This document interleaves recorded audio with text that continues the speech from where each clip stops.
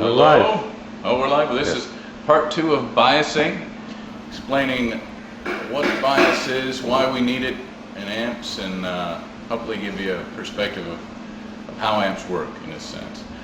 When people talk about biasing, typically they're talking about the output tubes, the preamp tubes in your amp are cathode biased, and they take care of themselves. And some guitar amps have cathode bias output sections, like our Rambler, Viceroy, Hammerhead, where you use match sets and the amp sort of sets its own bias. But typically when people are talking about setting the bias, they're talking about fixed bias amps. But anyway, I want to show some little drawings I made to help illustrate what bias is and how it works. This little symbol, this circle, is a tube. This is called a plate. This is the cathode, and that's the grid. The grid is where your guitar signal ends up.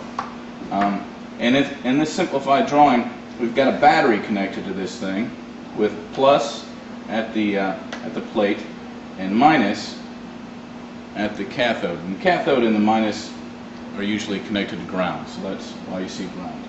Okay, if the tube didn't have the control grid, the grid, it's almost like this is a straight wire. As much current can flow as possible. All the electrons just want to go from here to here, just like you ran a piece of wire across that battery. The electrons, the negative part, the electrons are negative. And on the control grid, what you do, if you put in, let's say with no grid there, 100% electron flow. And now if you add a negative voltage to the grid gets negative, electrons are negative, like things repel, opposites attract. As you increase this negative voltage, at some point the flow of electrons from the cathode to the plate will get lower.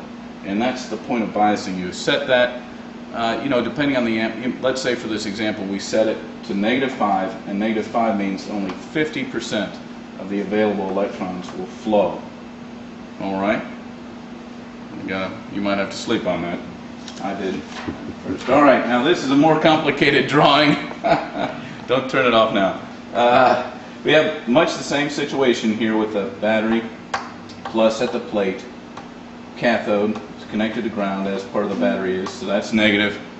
And we've got our grid biased at -5, so half the electrons flow.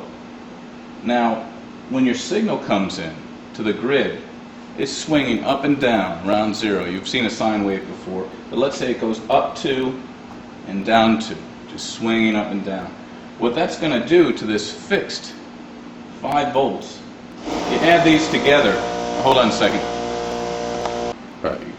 All right, so we were talking about setting a -5 volts so that only half the electrons flow. Now your signal, guitar signal, let's say it's swinging up and down like a sine wave. Plus 2 volts, minus 2 volts, just swinging around. What that's going to do is it's going to add to the bias in a sense. So we'll have now this range from -3 to -7. That's -5 plus -2 is -7. -5 plus 2 is -3. Now remember, this -5 was set so that only half the electrons would flow.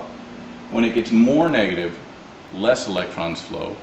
And when the grid gets more positive, more flow. So that's how, when we set this bias, this idle point, then your music signal, guitar signal, can modulate that and create a copy of this signal at the plate. The grid, sorry about that, the grid, there you go. Now we're recording, okay. The British call tubes valves, and it's for that reason. It's like a valve, it's turning on and off. The control grid acts as, a valve modulating the flow of electrons through the tubes. So you can have a tiny signal here and yet create a really big current swing at the plate. And so we've got grid voltage minus cathode voltage equals our bias voltage. Grid voltage is -5 minus 0 volts. The cathode's connected to ground, so we get -5 volts. All right, you're holding on. You're doing great. It took me a long time. I used to read these old books and go to bed at night wondering what they meant. In the morning sometimes it made sense. but I just kept doing it. All right, so that's fixed bias. This example is fixed bias, and this is very stripped down. Fixed meaning a fixed voltage. You apply a -5 to that grid, and that 5 is going to stay there no matter what else is happening. And oddly, you have to adjust the bias on a fixed bias amp because you're adjusting this fixed point. Cathode bias amps or self-bias amps, there are a lot of them out there, very popular. A lot of the EL84 amps are cathode bias, some of ours, as I mentioned. They achieve bias in a different manner, and this is the same way preamp tubes achieve bias. And it's slightly more complicated, but same situation. The plate is positive. This time the grid we connect to ground, so the grid is at 0 volts. But there's a resistor in the cathode, and you can think of ground being the bottom and the plate being the top in a sense. And this is like a ladder on your way up. So as current flows through the tube, there's a voltage drop here, which ends up being a rise. It's kind of confusing, but anyway, you're going toward this positive. So current flows through, and the cathode ends up at +5 volts. Now we remember our bias equals the grid minus the cathode voltage. The grid voltage is 0. The cathode voltage is 5. 0 minus 5 is -5. We've got that same bias situation here. We've just achieved it with a resistor in the cathode. Now you might wonder why do one or the other. Well, they'll tend to react differently. This cathode bias amps tend to have more compression, and it's because as your signal varies, this bias point actually varies with current flow through the tube. It just sort of a kind of a bouncy thing. The fixed bias is fixed. It's very firm. It's very tight. You know, you think of a blackface American amp, or you know, a British amp, classic rock. Those are fixed bias amps, and they tend to have a lot more headroom, a lot more snap. Cathode bias amps tend to be, you know, kind of a more mellow vibe and a little bit sort of softer and more compressed. And it's because of this back and forth of the bias as signal flows through this. Now finally, got a little math here. I wasn't sure if I should do this, but this you might want to watch it over and over, and somebody might want to write in with other ideas. But what have I got here? Oh, I'm just illustrating a little bit more of the cathode bias. That V equals IR, which we talked about earlier, for sensing the bias. This cathode resistor, let's say, is 500 ohms. If we want to know the current through this tube, we've got the voltage, which we measured as 5, divided by the resistance, which is 500. That's 0.01 amp, or 10 milliamps. It's just sort of showing how the relationship between current flow and that cathode resistor. And I just wrote this down. This is extreme generalization, but typical bias voltages for tubes, you might see something like 6L6, typically -48 volts.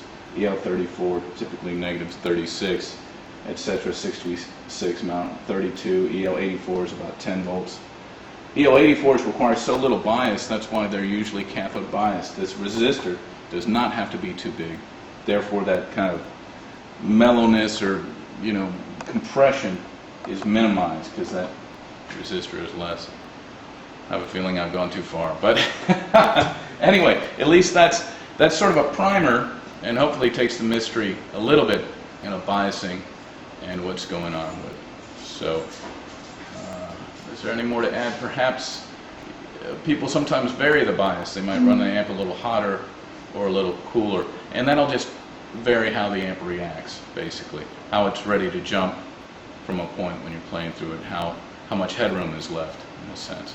But anyway, you can email questions or clarifications, and maybe I could do another one if there are any questions. Thanks. Until next time.